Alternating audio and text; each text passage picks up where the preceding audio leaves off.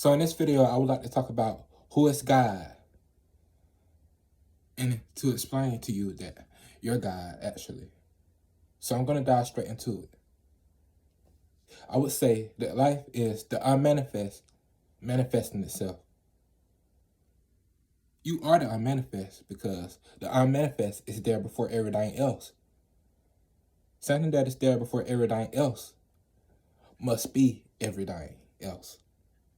Must be the manifest. There's no difference between the manifest and the unmanifest. They're inseparable. Something that appears inside of you, it can't be separated from you. You have lungs inside of you. So it's an appearance inside of you. So it's inseparable.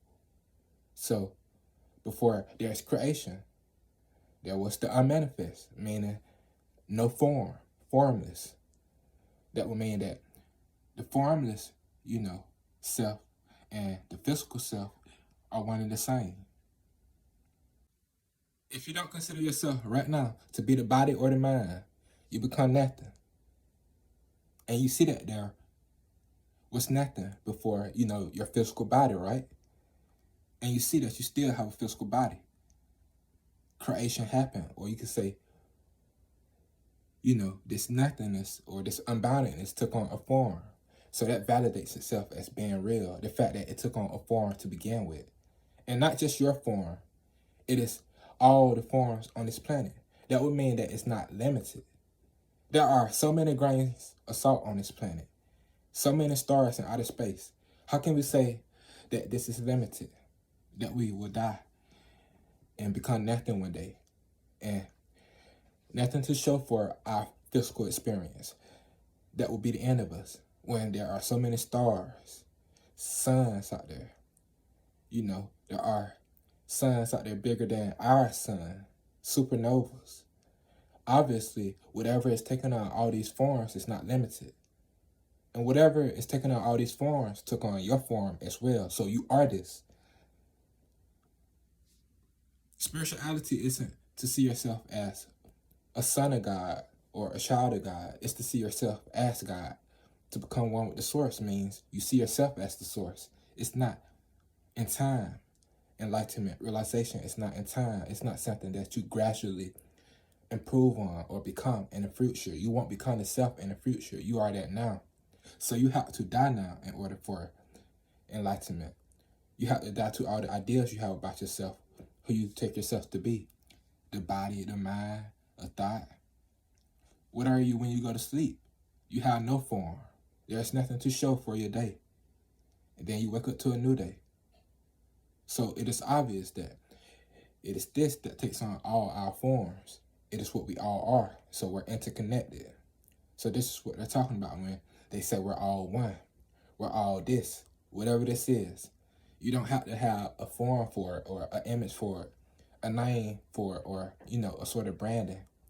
You can just let it be nothing and say that it took on your physical body. And you can see that this is eternal, because if it's nothing, that means it can't be wiped out then. It can't be created or destroyed. This is why you hear energy cannot be created or destroyed, because it really can't. So you're nothing, but with a twist. You're no form, but it has a twist to it. It has the ability to take on a form. So there's nothing to show that this is limited whatsoever. So there isn't anything to prove that this is limited.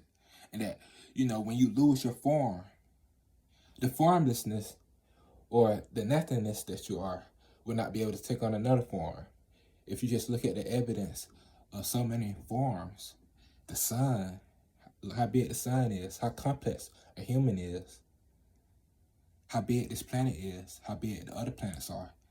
There's nothing to suggest that the formlessness that you are won't be able to take on another form, and that you will die one day. That you're limited to this form. The body will die, but you as an existence will never die, because you're the one who accumulated this body. How can that die? If it accumulated a body, that means it exists without a form. So we fear dying and losing our form, when in fact it is that very self that became this body and mind to begin with. So death is just a play, really. It's like a cosmic joke, a universal joke, really, if you look at it from that perspective. Do not attach any image to yourself. Do not attach any form to yourself and see that you're the immutable self. You're the imperishable. You are that which accumulated the body. And you can't say that there wasn't something there to accumulate the body. That would be a lie, because something had to accumulate your body, your eyes, your mind. You must be there in order to accumulate. It's just like you must be there to eat food. You must be there to drink water. You have to exist in order to do those things. So to accumulate your body, of course you had to exist. You can't say non-existence accumulated your body, because that would mean it is not non-existence. That would prove it to be existence. If you look at it from this perspective, that it's only existence. If you look at it from the perspective of non-existence didn't accumulate my body, because that would make it existence. Existence must have been there to accumulate my body.